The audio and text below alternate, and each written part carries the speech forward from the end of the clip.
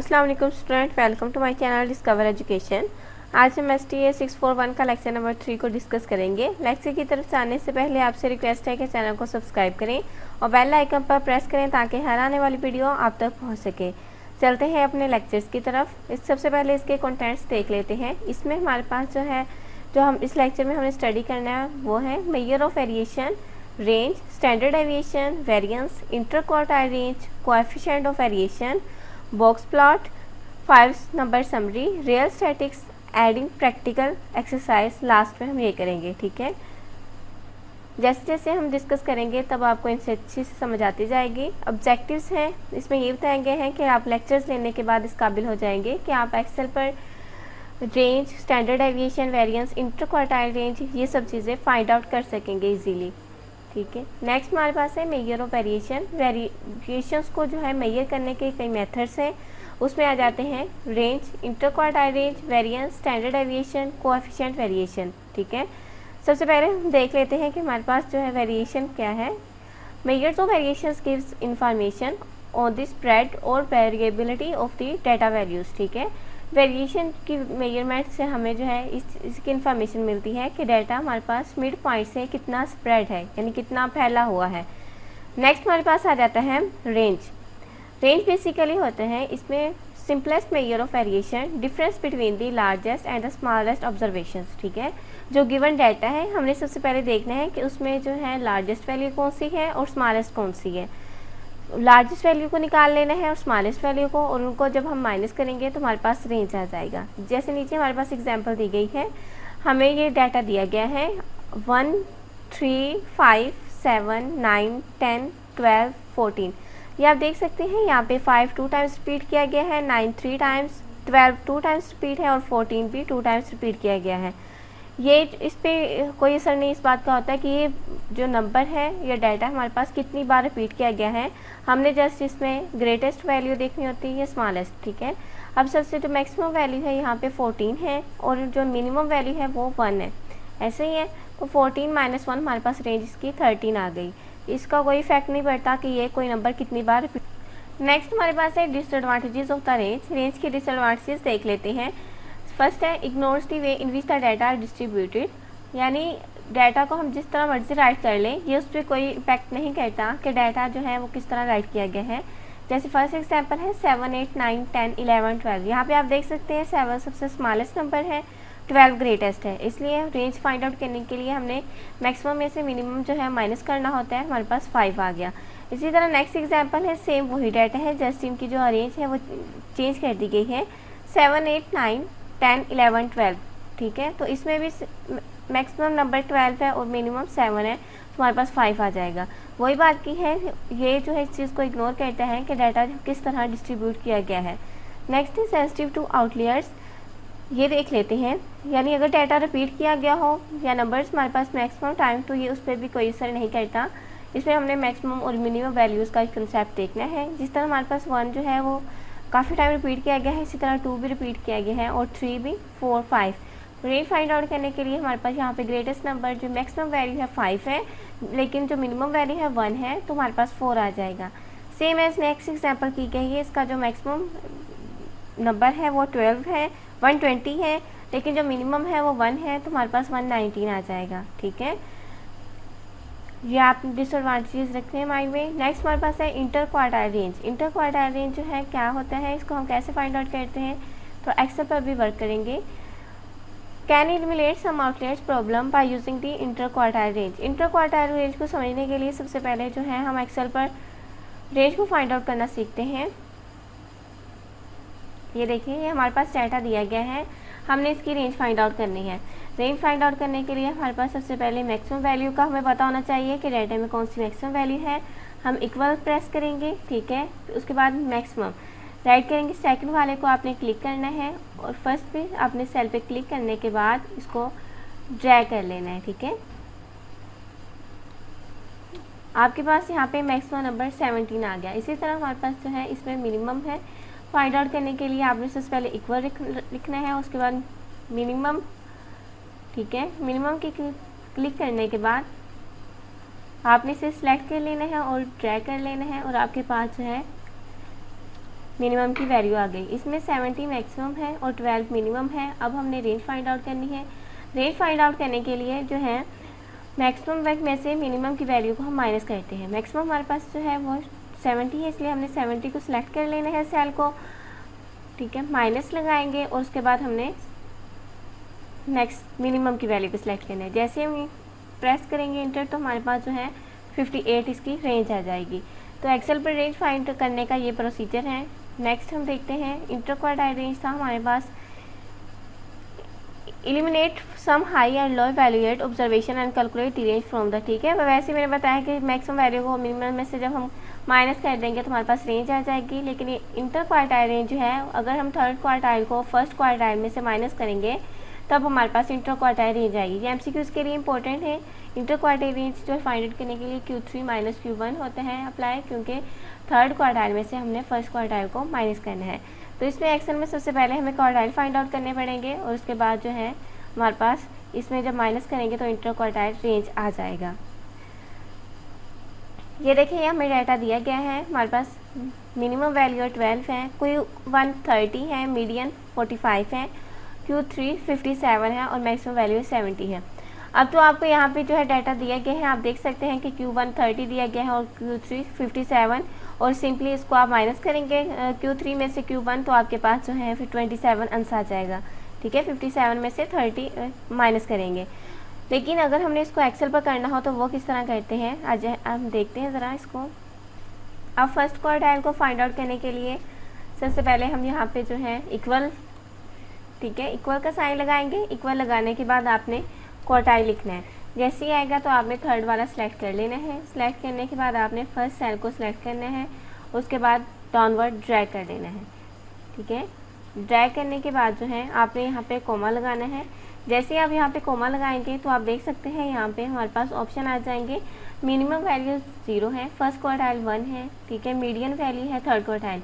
अब हमने यहाँ से फर्स्ट क्वार्टाइल फाइंड आउट करना है, तो इस वजह से हम फर्स्ट क्वार्टाइल पे क्लिक करेंगे और उसके बाद ये ब्रैकेट क्लोज, और जब आप इंटर प्रेस करेंगे तो आपके पास जो है ये क्वार्टाइल 1 के वैल्यू आ जाएगी जो कि 30 है। इसी तरह थर्ड क्वार्टाइल सेम एज हमने फाइंड आउट करना है। इक्वल प्रेस करना है, उसके बाद क्वार्टाइल, और हमारे पास थर्ड वाला सिलेक्ट करेंगे और फिर हम फर्स्ट सेल को सिलेक्ट करने के बाद ड्रैग कर लेंगे वैल्यूज़ को और कोमा लगाएंगे, ठीक है। यहाँ पे हमारे पास ऑप्शन आ जाएंगे। हमने थर्ड क्वार्टाइल हमें चाहिए, थर्ड क्वार्टाइल पे क्लिक करेंगे और ब्रैकेट क्लोज, ठीक है। तो 57 हमारे पास थर्ड क्वार्टाइल आ गया।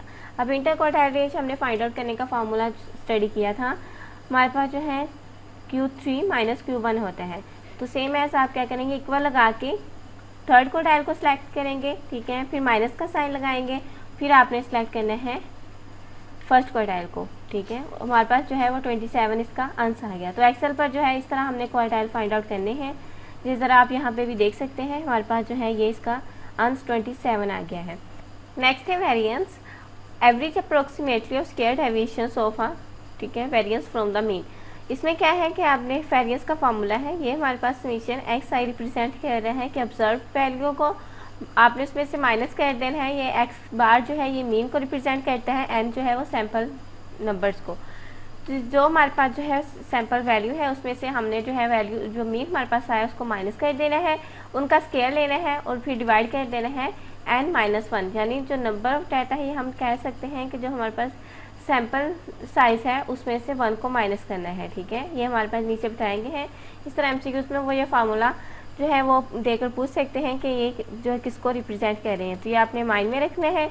नेक्स्ट हमारे पास आ जाते हैं स्टैंडर्ड डेविएशन। स्टैंडर्ड डेविएशन में जस्ट इतना होता है कि हमने स्क्वायर रूट लेना होता है, और ये जो है वेरिएशंस को मेजर करने के लिए बहुत ज़्यादा यूज़ किया जाता है। और ये show variations about the mean has the same units has the original data, ठीक है। सेम एज वही फार्मूला है, जस्ट आपने जो है इसका स्क्वायर रूट लेना है। समीशन इंटू एक्स आई माइनस एक्स बार होल का स्क्वायर ओवर n-1, ठीक है। तो हमारे पास जो है ये स्टैंडर्ड डेविएशन फाइंड आउट करने का फार्मूला है। हमें एग्जांपल्स दी जाएंगे उन्हें और कहा जाएगा कि एक्सेल में फाइंड आउट करें, तो आपने वेरिएंस और स्टैंडर्ड डेविएशन एक्सेल में फाइंड आउट करना है। इसको फाइंड आउट करते हैं ज़रा एक्सेल में। देखिए ज़रा, ये हमारे पास जो है डाटा दिया गया है 10, 12, 14, 15, 7, 18, 18, 24। इसका अभी हमने मीन फाइंड आउट किया है, ठीक है, एक्सेल पर। अब हम इसका वेरिएंस फाइंड आउट करेंगे। ये आप देख सकते हैं, ये हमारा वही डाटा है, इसका भी हमने फाइंड आउट किया था मीन, हमारे पास 16 आ गया। अब हमने इसका डेविएशन फाइंड आउट करना है हर पॉइंट का। डेविएशन फाइंड आउट करने के लिए हमने जो हमारे पास फर्स्ट वैल्यू है इसको सिलेक्ट करना है, ठीक है। सबसे पहले आप लिखेंगे इक्वल, फर्स्ट वैल्यू को आपने सिलेक्ट करना है और इसमें से माइनस करना है मीन को। जब आप माइनस मीन को कर देंगे तो आपके पास जो है इसका डेविएशन आ जाएगा, और डेविएशन अगर फर्स्ट वैल्यू का आ गया तो हमने ये आप देख सकते हैं हमारे पास डेविएशंस आ गई हैं, ठीक है। अब अगर हम इन डेविएशन को सम अप करें इन वैल्यूज़ को तो हमारे पास आंसर 0 आएगा, ठीक है। अगर हमारे पास आंसर 0 ना आए तो समझ लें कि आपका जो है ये गलत है। अब इक्वल सम, क्योंकि सम करना है, सम का फार्मूला हम लगाएंगे। उसके बाद फर्स्ट वैल्यू को, फर्स्ट सेल को हमने सिलेक्ट किया, उसके बाद हमने क्या करना है, इसको ड्रैग कर लेना है, ठीक है। आप देख सकते हैं हमारे पास 0 जो वैल्यू आ गई है, इट्स मीन कि ये डेविएशन राइट है। नेक्स्ट हमारे पास स्केयर डेविएशन फाइंड आउट करनी है। इसका फाइंड आउट करने के लिए सबसे पहले हम इक्वल का साइन लगाएंगे। इक्वल को लगाने के बाद आप फर्स्ट सेल -6 है, इसके हमने डेविएशन स्केयर लेना है, इसको क्लिक किया। नेक्स्ट हमने जो है शिफ्ट के साथ 6 को प्रेस करना है। जैसे ही हम प्रेस करेंगे तो इस तरह हेड की शेप बन जाएगी जो कि पावर को रिप्रेजेंट करती है, ठीक है। स्केयर लेना है इसलिए हम साथ में 2 राइट करेंगे और इंटर प्रेस करेंगे, हमारे पास जो है वो 36 आ गया, ठीक है। अब सेम एज हमने जो है इसको ऊपर सेलेक्ट करने के बाद इसको ड्रैग कर लेना है,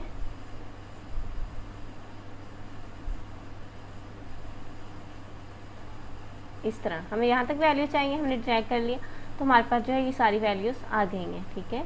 अब अगर हम स्केयर डेविएशंस की वैल्यू का सम करते हैं तो देखते हैं कि हमारे पास कितना आंसर आता है। इक्वल सम,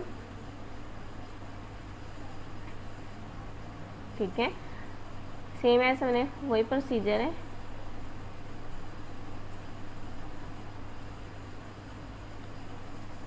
हमारे पास जो है 130 आ गया। ये तो हमारे पास आ गई है वेरिएंस। अब हमने अगर इसकी फाइंड आउट करना हो स्टैंडर्ड डेविएशन तो हम इसका जो है वेरिएंस फाइंड आउट करने का हमारे पास फार्मूला था। ज़रा फार्मूला पहले देख लेते हैं कि वेरिएंस को हम किस तरह फाइंड आउट करते हैं। ये हमारे पास जो है स्टैंडर्ड डेविएशन फाइंड आउट करने का फार्मूला है, और ये वेरिएंस। ये हमारे पास जो हमने मीन से माइनस भी कर लिया, इनका स्केयर भी ले लिया। नेक्स्ट स्टेप हमने क्या करना है कि सैम्पल साइज़ है उसमें से -1 को कर देना है। सैम्पल साइज़ यानी हम n को नंबर ऑफ़ वैल्यूज़ भी कह सकते हैं समझने के लिए, और वहाँ से -1 कर देंगे। उसके बाद हमने इसको डिवाइड करना है। देखते हैं ज़रा। अब जो हमारे पास सैम्पल साइज़ है ये 8 है टोटल, ठीक है। 1 2 3 4 5 6 7 8, और उसमें से हमने 1 को माइनस करना है तो हमारे पास 7 रहेंगे, ऐसे ही है ना। 7 हमारे पास जो है सैम्पल साइज़ है। हमने अब क्या करना है कि 130 को 130 का सेल सेलेक्ट कर लिया। उसके बाद हमने क्या करना है, माइनस करना है, सॉरी डिवाइड करना है, ठीक है। डिवाइड का एक साइन लगा दिया। उसके बाद 7 को सिलेक्ट कर लिया तो हमारे पास जो है 18.57 ये आ गया है, ठीक है। ये हमारे पास जो है रिप्रेजेंट कर रहा है वेरिएंस को। अब हमने अगर इसका स्टैंडर्ड डेविएशन फाइंड आउट करना है तो हम इसका स्क्वायर रूट लेंगे, ठीक है। स्क्वायर रूट का फार्मूला आप लिखेंगे इज इक्वल SQ। जैसे ही SQ लिखेंगे तो आपके पास ये आ जाएगा। फर्स्ट वाले को आपने सेलेक्ट करना है। सेलेक्ट करने के बाद इसका स्क्वायर रूट लेना है, इस पर आप क्लिक करेंगे और फिर इंटर प्रेस करेंगे तो आपके पास ये आंसर आ जाएगा, यानी 4.3094, ठीक है। तो आप देख सकते हैं कि आपके पास जो है यहाँ पे भी वही आंसर है। ये देखिए ज़रा 4.309, ठीक है। ये हमने एक्सेल पे फाइंड आउट किया है। नेक्स्ट हमारे पास है पॉपुलेशन वेरिएंस। ये भी सेम एज वैसे ही है, लेकिन इसमें जो है पॉपुलेशन मीन आ जाएगा, ठीक है। यहाँ पे आपने जो है x बार की जगह ये म्यू का साइन यूज़ करना है जो कि पॉपुलेशन मीन है, और n-1 नहीं करना, सिंपली n करना है पॉपुलेशन साइज़, ठीक है। n-1 जो है वो सैम्पल साइज़ को रिप्रेजेंट करते हैं, बाकी सेम एज वही सेम है, ठीक है। पॉपुलेशन स्टैंडर्ड डेविएशन में इसका स्क्वायर रूट ले लेना है, जिस तरह पीछे हमने जो है फाइंड आउट करने के लिए स्टैंडर्ड डेविएशन लिया था। और यहाँ पे पॉपुलेशन है इसलिए यहाँ पे n आएगा, और यहाँ पे ये इसका साइन यूज होगा पॉपुलेशन मीन का। ये mostly common use measure of variation है, ठीक है। वेरिएशंस फाइंड आउट करने के लिए बहुत ज़्यादा यूज़ किया जाता है, और ये shows variations about the mean has the same unit as the original data, ठीक है। नेक्स्ट हमारे पास आ जाता है measuring variation, small standard deviation और लार्ज स्टैंडर्ड डेविएशन। तो अब आप देख सकते हैं ये जो हमारे पास छोटी सी स्लोप बनी हुई है तो इसको कहेंगे स्मॉल, ये स्टैंडर्ड डेविएशन है, और ये थोड़ी बड़ी स्लोप है, इसको हम कहेंगे लार्ज स्टैंडर्ड डेविएशन है। नेक्स्ट हम इसको फर्दर डिटेल में स्टडी करेंगे, तब आपको समझ आएगी। इंटर डाटा है, ये हमने एक्सेल पर किस तरह जो है इसको स्टैंडर्ड डेविएशन को वेरिएंस को फाइंड आउट करना है, वो सारा उन्होंने प्रोसीजर बताया गया है। मैंने आपको प्रैक्टिकल करके दिखा दी है। आपने भी साथ साथ जो है खुद प्रैक्टिस करनी है, तब आपको रट्टा मारने की ज़रूरत नहीं पड़ेगी, सिंपली समझ आ जाएगी। नेक्स्ट हमारे पास है advantages of variance and standard deviations. इनके जो है एडवांटेज देख लेते हैं। उसने कहा कि each value in the data set is used in the calculation. Variance और स्टैंडर्ड डेविएशन में जो है वो हर वैल्यू यूज़ की जाती है कैलकुलेशन करने के लिए, और values far from the mean are given extra weight because deviation from the mean are scared.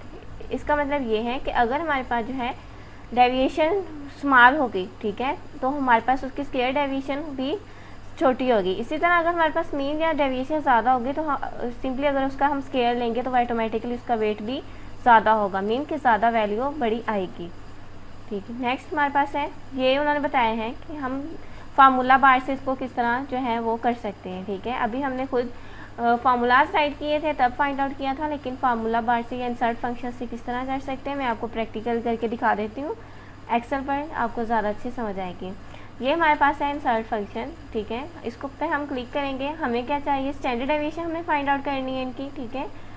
सबसे पहले जो है जिनकी हमें स्टैंडर्ड डेविएशन डाटा की फाइंड आउट करनी है वहाँ पे हमने यहाँ पे रखना है, ठीक है, क्योंकि इस डाटा की करनी है।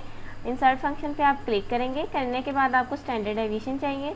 अगर आपको यहाँ से ना मिल रहा हो फंक्शन तो आप जो है ऊपर सर्च कर सकते हैं इस बार में, ठीक है। स्टैंडर्ड डेविएशन पर क्लिक करेंगे, उसके बाद यहाँ इस तरह का पेज आपके पास ओपन होगा। आपने यहाँ पे ओके क्लिक कर देना, ठीक है। तो आप देख सकते हैं ऑटोमेटिकली आपके पास 4.309 आ गया है, ठीक है, जो कि हमारे पास यहाँ पे फार्मूलाज राइट करने से आया था। एक तो ये हो गया, ठीक है। ऊपर ये सारा कुछ लिखा आ जाता है इस बार में कि जो है क्या आप फाइंड आउट करें, कौन सा आपने फंक्शन यहाँ पे लगाया है। और सेकेंडली ये ऐसा भी है कि स्टैंडर्ड डेविएशन हम डायरेक्टली भी फाइंड आउट कर सकते हैं। आपको यहाँ पे डेविएशन या स्केयर डेविएशन मीन इस तरह लेने की ज़रूरत नहीं पड़ेगी। इक्वल लगाएंगे और आप जैसे ही ST राइट करेंगे, ठीक है, तो आपने सेकंड वाले को सेलेक्ट करना है, ठीक है। उस बाद हमें कौन सा डाटा चाहिए, हमें ये वाला डाटा चाहिए था, इसकी हमने फाइंड आउट करना था ना।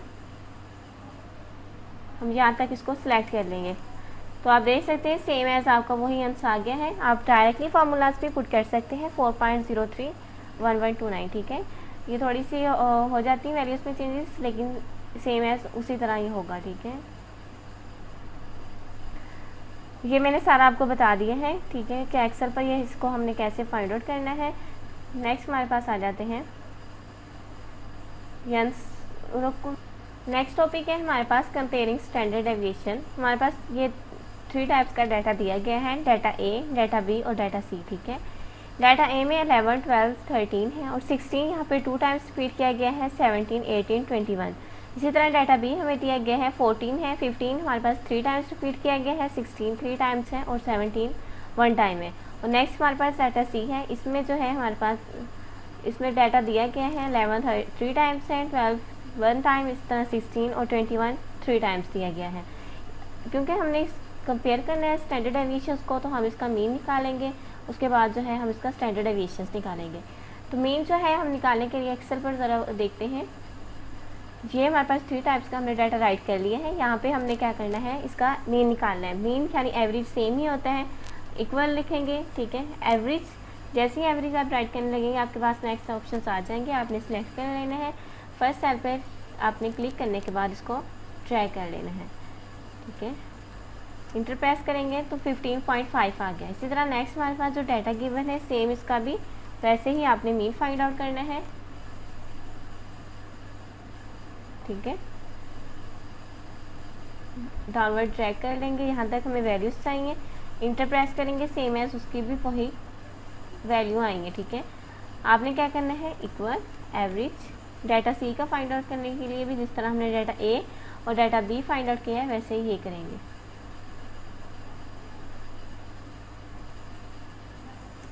आप देख सकते हैं हमारे पास तीनों के जो मीन है वो सेम आए हैं, ठीक है। ये हमने मीन फाइंड आउट किया है, हम यहाँ पे राइट कर लेते हैं। नेक्स्ट हम अब इसके स्टैंडर्ड डेविएशंस फाइंड आउट करने हैं, तो इसका जो है S और D से भी हम इनको रिप्रेजेंट करते हैं स्टैंडर्ड डेविएशन को। स्टैंडर्ड डेविएशन फाइंड आउट करने के लिए हमने इक्वल का साइन लगाना है और एस टी लिखेंगे, सेम आगे हमारे पास ये आ जाएगा। और डाटा ए का हमने फाइंड आउट करना है, ठीक है, इसको हमने ऐसे ही सेम कर लेना है। जस्ट आपने फार्मूला पुट करना है और आपके पास जो है सिलेक्ट करने के बाद आपने वो एरे सिलेक्ट कर लेने हैं जिसका आपको जो भी फंक्शन चाहिए, ठीक है, जो भी आपने राइट किया है, और फिर आपके पास जो है आ जाएगा आंसर। अब हमें डाटा बी का चाहिए, हमने एरेज को जो हमारे पास है वो सिलेक्ट कर लेना है ऐसे, ठीक है, और ये 0.86 आ गया है, ठीक है। और नेक्स्ट इसका स्टैंडर्ड डेविएशन फाइंड आउट करने के लिए इक्वल, ये आपने साथ साथ बार बार कह रही हो प्रैक्टिस करनी है, आपको साथ साथ आप प्रैक्टिस करेंगे तो आपको इसकी चीज़ समझ आएगी, अदरवाइज़ आपको समझने में बहुत ज़्यादा मुश्किल होगा। सेलेक्ट कर लिया है, ठीक है, इंटर प्रेस करेंगे तो हमारे पास इसका 4.527 आ गया डाटा सी का स्टैंडर्ड डेविएशन। तो इस तरह हमने फाइंड आउट करने हैं। अब चलते हैं अपने हैंडआउट्स की तरफ। तो ये हमें जो है इनके मीन 15 आप देख सकते हैं इनका मीन सेम है जैसे हमारे पास एक्सेल में मीन सेम आया था, ठीक है, 15, और स्टैंडर्ड डेविएशंस भी उनकी वही वैल्यूज़ आ गई हैं। नेक्स्ट हमारे पास है कोएफिशिएंट वेरिएंस। कोएफिशिएंट वेरिएंस में हमने क्या करना होता है कि जो हमारे पास स्टैंडर्ड डेविएशन होता है ना, उसमें हमने उसको डिवाइड कर देना होता है मीन से और मल्टीप्लाई करना होता है 100% से। ये आप देखिए ज़रा, S/X बार इंटू 100%, ठीक है, परसेंट के साथ आप साथ लगाएंगे क्योंकि आपको परसेंटेज में नहीं चाहिए। Measure the relative variations always in percentage, आपने याद रखना है जो कोएफिशिएंट ऑफ वेरिएशन होता है वो हमेशा परसेंटेज में ही होता है। Shows variations relative to mean can be use to compare 2 और more sets of data measure in different units, 2 या 2 से ज़्यादा सेट्स को, डाटा सेट को कंपेयर करने के लिए भी ये यूज़ किया जाता है। तो इसका फार्मूला आप रट्टा मार लें। और आइस जो है स्टैंडर्ड डेविएशन को रिप्रेजेंट करता है, आइस बार मीन को, ये हमने पहले भी स्टडी किया था। इस तरह हमें नीचे जो है ये आप देख सकते हैं comparing the coefficient of variation, हमें स्टॉक 1 और स्टॉक बी दिया गया है और एवरेज प्राइस लास्ट ईयर $50, इसी तरह स्टैंडर्ड डेविएशन $5 दिया गया है। अब एवरेज प्राइस हमारे पास जो है $50 है, तो हमने क्या करना है, इसका ये मीन है क्या, और स्टैंडर्ड डेविएशन हमारे पास जो है वो 5 है, और इंटू 100% से आप करेंगे तो आपके पास 10% आ जाएगा। सेकंड में आप स्टॉक वीक में देख सकते हैं हमारे पास स्टैंडर्ड डेविएशन $5 सेम है, लेकिन जो हमारे पास लास्ट ईयर में एवरेज प्राइस है वो 100 हो गई। तो आप देख सकते हैं दोनों का, इसका हमारे पास जो है वो 5% अंश आता है और इसका 10%, और जिसका अंश कम आए ना, मीन के अगर हमारे पास प्राइस ज़्यादा हो लेकिन उसका फिर भी कोएफिशिएंट वेरिएशन कम हो तो वो उसको हम ज़्यादा प्रेफर करते हैं, ठीक है, प्राइस ज़्यादा होने की वजह से भी कोएफिशिएंट वेरिएशन कम हो जाता है इसलिए। तो ये इसमें कम सेम भी है और लेकिन इसमें जस्ट प्राइस चेंजेस है, और उसके बावजूद भी हमारे पास जो है जिनकी कोएफिशिएंट वेरिएशन कम हो हम उसको प्रेफर करेंगे। नेक्स्ट हमारे पास है शेप ऑफ डिस्ट्रीब्यूशन, ठीक है, कि हम डाटा को किस तरह डिस्ट्रीब्यूट करते हैं, उसकी शेप कैसी होती है ये हमने देखना है। सिमेट्रिक और स्क्यूड, हमारे पास यहाँ पे लेफ्ट स्क्यूड दिया गया है, सिमेट्रिक और राइट स्क्यूड, ये देख लेते हैं कि इनकी शेप्स किस तरह होती हैं। अगर हमारे पास मीन जो है वो लेस देन हो मीडियन के, यानी मीन नेगेटिव हो लेफ्ट स्क्यूड में, तो क्या होगा कि जो राइट टेल है ये ग्रेटर होगी as compare to left tail, और इसी तरह सिमेट्रिक में क्या होगा कि मीन मीडियन के इक्वल होगा और यहाँ पे जो है लेफ्ट और राइट टेल्स दोनों इक्वल होंगी, ठीक है। और राइट स्क्यूड में क्या होगा कि हमारे पास जो लेफ्ट टेल है वो थोड़ी ग्रेटर होगी as compare to right tail. Next हमारे पास आ जाता है यूजिंग माइक्रोसॉफ्ट एक्सेल। आपने माइक्रोसॉफ्ट एक्सेल को यूज़ करते हुए डिस्क्रिप्टिव स्टैटिक्स जो है वो फाइंड आउट करने हैं कि किस तरह हम माइक्रोसॉफ्ट एक्सेल पर डिस्क्रिप्टिव स्टैटिक्स जो है यानी फार्मूलाज डायरेक्ट लगाकर कैसे फंक्शंस को फाइंड आउट कर सकते हैं, ठीक है, ये हम देख लेते हैं। सबसे पहले क्या करना है कि माइक्रोसॉफ्ट एक्सेल में आपके पास ऊपर टूल्स का ऑप्शन होगा, टूल पे क्लिक करना है और क्लिक करने के बाद आपके पास डाटा एनालिसिस आ जाएगा और आपने डाटा एनालिसिस पर क्लिक करना है तो आपके पास जहाँ पे इस तरह का पेज ओपन होगा वहाँ पे डिस्क्रिप्टिव स्टैटिक्स लिखा होगा, ठीक है। और आपने डिस्क्रिप्टिव स्टैटिक्स को जैसे ही आप क्लिक करेंगे तो आपके पास जो है एक पेज शो होगा जिसमें जो है सारे इस तरह का पेज शो होगा, ठीक है। आपने क्या करना है, यहाँ पे इनपुट रेंज वहाँ पे आ जाएगी कि कितने हमारे पास सेल्स, कौन सा सेल्स है, कौन सा कॉलम से रोज, ठीक है। फिर आपने न्यू वर्कशीट प्ले पर भी क्लिक करना है ताकि आपको अलग से ये एक पेज मिल सके और समरी स्टैटिक्स पे क्लिक करेंगे, ठीक है। और उसके बाद आपने इसे ओके कर देना है। ओके करने के बाद जो है आपके पास ये पेज इस तरह का पेज शो होगा, जिसमें mean, standard error, median, mode, standard deviation सारा कुछ यहाँ लिखा हुआ होगा और सामने इनकी वैल्यूज़। ठीक है, तो ये भी फाइंड आउट करने का सिंपल मेथड है। नेक्स्ट हमारे पास है exploratory data analysis, box and whisker plot, a graphical display of data, number summary. ठीक है, ये 5 नंबर समरी होती है, minimum, Q1, median, Q3, maximum, जो हमारे पास जो है बॉक्स एंड विस्कर प्लॉट होता है। Q1 यहाँ पे फर्स्ट क्वार्टाइल को रिप्रेजेंट कर रहा है, Q3 यहाँ पे थर्ड क्वार्टाइल को रिप्रेजेंट कर रहा है, और ये हमारे पास जो है एग्जाम्पल है, इसकी हेल्प से हम समझते हैं। ठीक है, shape of box and whisker plots, the box and centre line are centre between the end points of data. Median जो है हमेशा सेंटर में है, ये हमारे पास शेप होती है, ये 2 बॉक्स बने हुए हैं और ये विस्कर है। ठीक है, और इनके दरमियान जो है फर्स्ट क्वार्टाइल और थर्ड क्वार्टाइल के जो दरमियान वाला पार्ट होगा उसको हम मीडियन कहेंगे, और मिनिमम वैल्यू इस साइड लेफ्ट साइड पे आएगी और मैक्सिमम राइट साइड पे। ठीक है, box and whisker plot can be shown in either vertical और हॉरिजॉन्टल फॉर्मेट। ठीक है, वर्टिकल भी इसको हम रिप्रेजेंट कर सकते हैं और हॉरिजॉन्टल भी। Distribution shape and box and whisker plot, left skewed में क्या होता है कि आप यहाँ पे देख सकते हैं कि हमारे पास ये जो लाइन है ये राइट की तरफ जो है मूव करेगी, सिमेट्रिक में बिल्कुल सेंटर में होगी। उसी तरह राइट स्क्यूड में क्या होता है क्योंकि ये जो लाइन है ये लेफ्ट स्क्यूड की तरफ ज़्यादा होगी। ठीक है, लेफ्ट की साइड की तरफ ज़्यादा होगी लाइन, तो हमारे पास वो राइट स्क्यूड में आ जाएगा। और बाकी इनको हमने शेप्स को ऊपर देख लिया था कि ये किस तरह जो है की गई हैं। नेक्स्ट हमारे पास प्रैक्टिकल एक्सरसाइज आ जाती है, इसको आप खुद करेंगे। ठीक है, एक्सरसाइज को आप खुद इस पर वर्क करें साथ साथ, तो आपको लेक्चर की जो है ज़्यादा अच्छी समझ आएगी। आज का लेक्चर यहाँ पे होता है एंड, उम्मीद है आपको समझ आई होगी। चैनल को सब्सक्राइब करें, वीडियो को लाइक जरूर करें। मुझे दीजिए इजाज़त, अल्लाह हाफिज़।